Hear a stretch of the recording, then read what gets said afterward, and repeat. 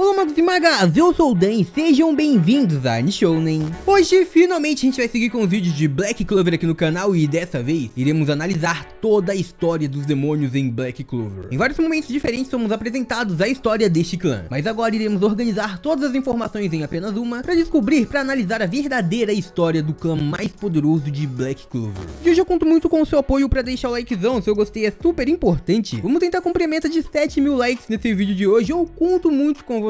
Eu também espero muito que você possa se inscrever aqui no canal se ainda for novo por aqui. E agora sim, sem mais delongas, bora pro vídeo. Galera, então, como a gente sabe, em Black Clover, em alguns pontos diferentes do mangá e do anime, a gente conheceu a história dos demônios, soubemos deles de diferentes modos e em diferentes aparições. Pois então hoje iremos organizar todas essas informações em apenas uma só, tentar criar uma linha do tempo completa, para saber como aconteceu toda a história dos demônios até o seu selamento. E então agora vamos ver tudo, começando com as informações dadas pra gente, junto por Zegrid, o demônio da magia da Kotodama, e também por Dorothy, que informou a Noelle sobre os demônios. Vamos lá. Aparentemente há muito tempo atrás os demônios eles viviam livremente no mundo dos magos, eles dividiam aquele mesmo mundo, mesmo o demônio tendo seu próprio local, o submundo, mas eles conseguiam passar livremente entre aqueles dois lugares e transitar no mundo dos magos, basicamente dominando todo aquele lugar. Acontece que os magos, mesmo não sendo tão poderosos quanto os demônios, eles tinham bastante conhecimento e também bastante poder. E foi então que eles decidiram que estava na hora de conseguir impedir que os demônios controlem todo aquele mundo. Então alguns magos extremamente poderosos se reuniram para começar a lançar magias proibidas. Sim, como a gente sabe, aparentemente as magias proibidas são feitiços criados se baseando nos conceitos dos poderes demoníacos. São magias que os magos geralmente não são capazes de lançar, e eles às vezes conseguem utilizando ferramentas ou itens que aumentem ainda mais o seu poder mágico, a sua mana. E assim eles acabam lançando um poder que trará consequências para si mesmo. Mesmo assim, alguns magos aparentemente lançaram essas maldições e basicamente com isso conseguiram selar os demônios. Eles criaram um portal onde os demônios viveram presos ali. Mas aparentemente por esses demônios terem alguma ligação no passado com o mundo dos magos, alguns itens demoníacos foram deixados naquele mundo, itens que tiveram algum contato ou alguma ligação com um demônio que foi selado lá no submundo, naquele outro lugar. Depois disso, então, algum tempo se passou e os demônios obviamente tentavam fugir, como por exemplo o próprio Zegrid. Ele tentou sair daquele selamento, como Dorothy disse, ele tentou escapar pelas brechas daquele portal e então ele não conseguiu, pelo menos não conseguiu ter seu corpo físico ali. Então, sem poder nenhum, ele passou a manipular algumas pessoas para tentar conseguir voltar ao mundo físico, utilizando o poder ancestral e tentando tomar o corpo de um mago para si. E como a gente sabe, este era o único modo que eles tinham para conseguir escapar. Mesmo assim, como sabemos, apenas um demônio tentou escapar desse jeito, o Zegrid. E então a gente via que outras ligações entre demônios e magos aconteciam. Pois como eu disse anteriormente, os demônios e os humanos no passado, eles já tinham se encontrado, basicamente os demônios conseguiam andar livremente pelo mundo dos magos e possivelmente nessa época alguns contratos demoníacos deveriam ter sido realizados, alguns magos devem ter conseguido utilizar poderes demoníacos. Afinal, depois que os demônios foram selados, alguns magos tentaram manifestá-los, trazer de volta para este mundo simplesmente para conseguir o seu poder. Afinal, como eu disse lá no início, os magos eram extremamente poderosos, mas eles não tinham poderes o suficiente para realmente enfrentar um demônio, para realmente vencer um demônio. As magias dos demônios eram muito mais poderosas e foi aí então que foi criado o ritual para conseguir o poder demoníaco. Este ritual que foi explicado pra gente no futuro pelo Knight. Aparentemente alguns magos eles davam um jeito de conseguir uma relíquia que antes teve alguma ligação com um demônio. Então conseguindo isso, algo que pertenceu a um demônio ou tinha alguma ligação com ele no passado ou no presente, bem, se o demônio conseguir escapar daquele outro mundo, então ele simplesmente pode conseguir convocá-lo. Não sabemos se ele convoca exatamente uma forma física 100% ali ou simplesmente uma pequena manifestação daquele demônio, mas acontece que durante este ritual, num local específico, um demônio consegue enfrentar um mago.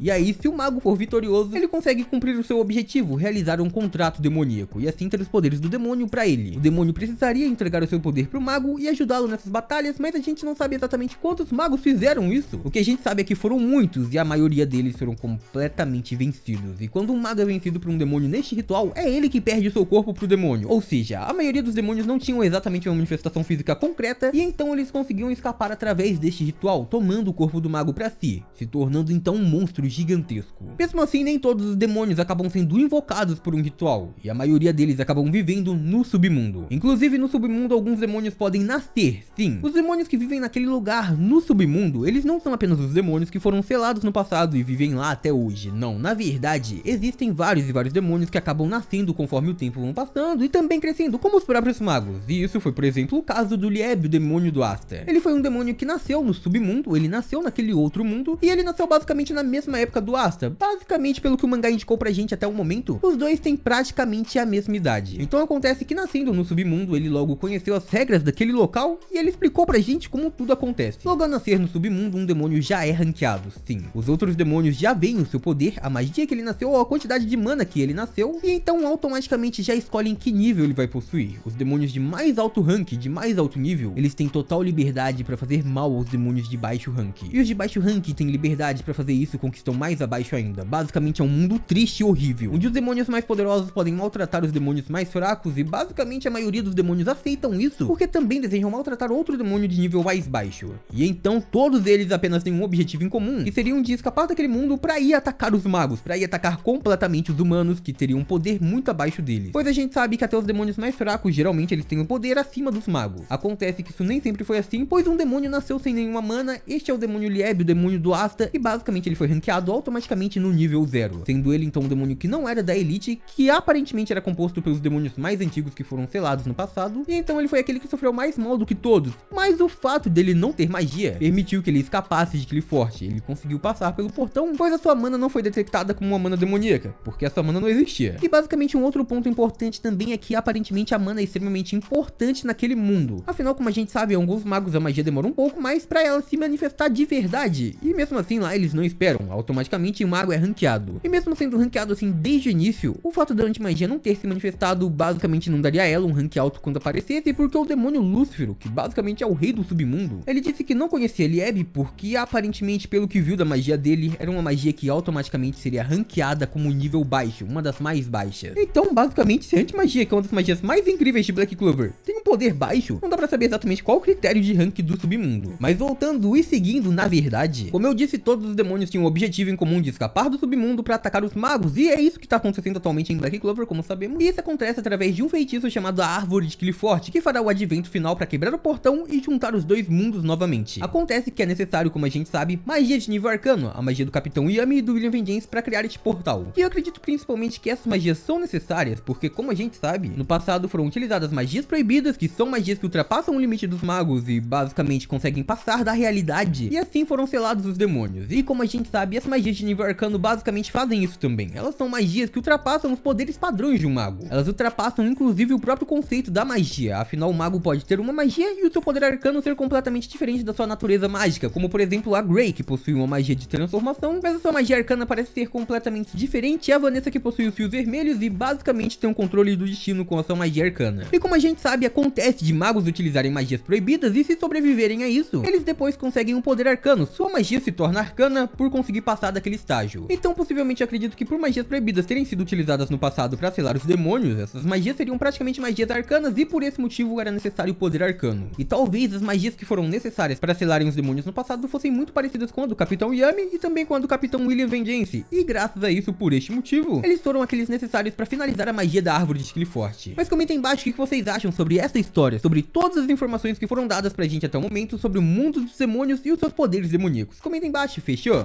E por hoje é isso, muito obrigado por terem assistido até aqui, eu espero muito de coração que todo mundo tenha curtido. Eu vejo vocês no próximo vídeo, até lá, um grande abraço e tchau!